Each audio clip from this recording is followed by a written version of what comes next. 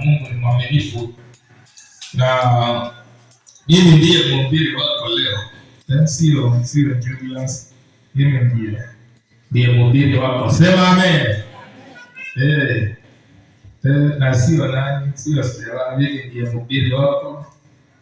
Kwa hivyo wale wanatutazama, karibu sana. Wherever you are, feel much welcome, a warm welcome to everyone. Nataka tu nilete neno la Bwana tu vile Bwana atanisaidia kidogo, na kutoka pale tutakuwa tunaendelea. Tunaitwa Revelation City Church, tuko hapa kwa Vonza na Yesu ni Mungu.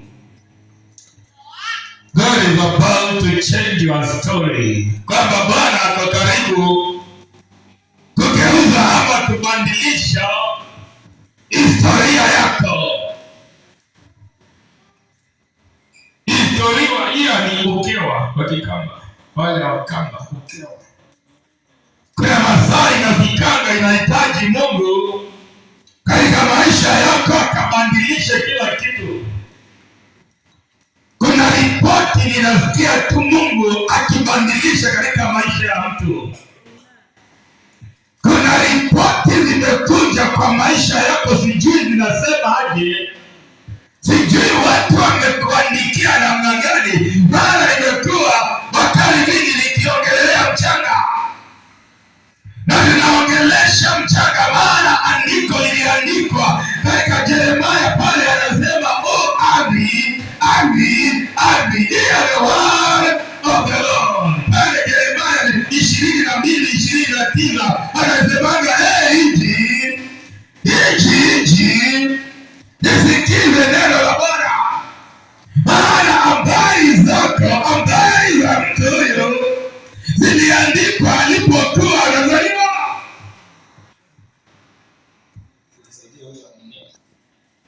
Kwamba hana watoto.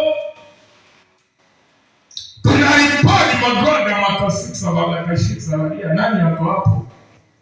Inji. Nisikie neno la Bwana. Hear the word of the Lord come. Asemaje?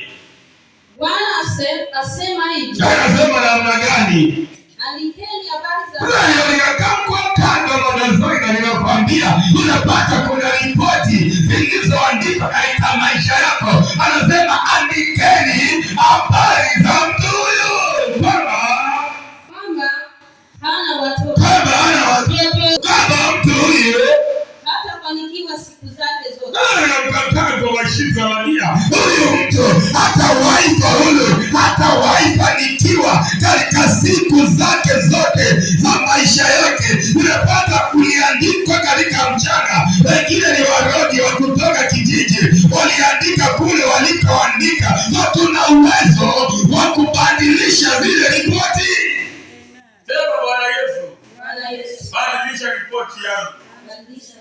Haya, hata kwende kuandiko hili kwa mic testing. Sema kwa alivyokuwa pale Isaya 38. Hapo Isaya 38 unapata kuna ripoti pale zinabadilishwa. Zechariah was sick. And near death, and Isaiah the prophet, the son of Amos, went to him and said to him, thus says the Lord, set your house in order, for you shall die and not live. Then Hezekiah turned his face towards the wall and prayed to the Lord and said, remember now, O Lord, I pray, how I have walked before you in truth and with a loyal heart, and I have done what is good in your sight. And Hezekiah wept bitterly. And the word of the Lord came to Isaiah saying, go and tell Hezekiah, thus says the Lord, the God of David your father, I have heard your prayer, I have seen your tears. Surely I will hand to your days 15 years.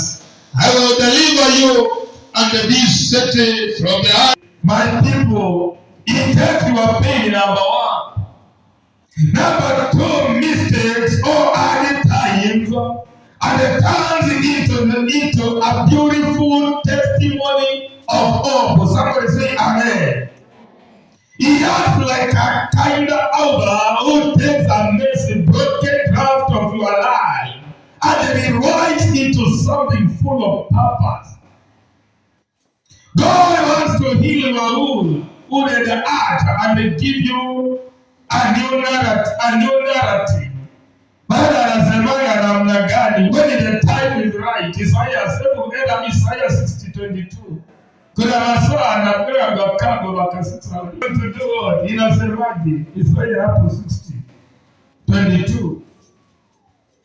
Na mnyonge atakuwa taifa hodari. Mimi Bwana nitayatimiza